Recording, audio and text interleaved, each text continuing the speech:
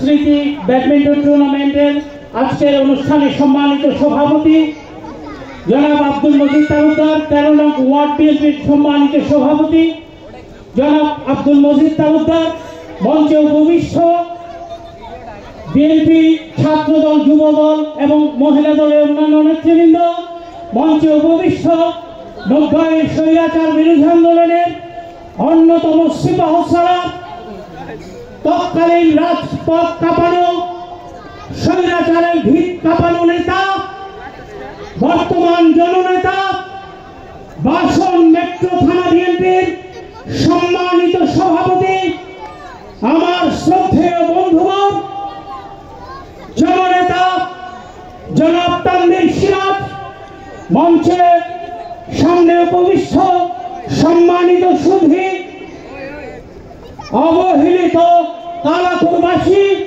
সকলকে আমার পক্ষ থেকে শুভেচ্ছা অভিনন্দন জানাচ্ছি। সংগ্রামী বন্ধুরা, 2 মিনিটে কথা শেষ করব, কারণ আমি জানি জনগণের পালস আমি বুঝতে পারি।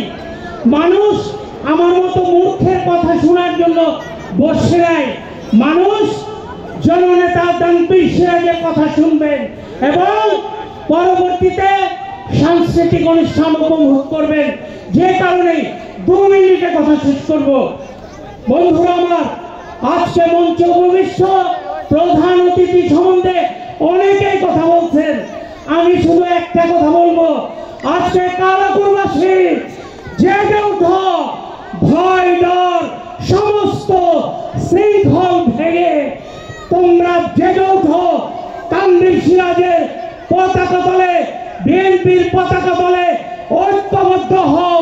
15 বছর 20 বছর এই কালাপুর অবহেলিত ছিল, আজকে জেগে ওঠার দিন। আজকে কালাপুরের প্রগতিশীল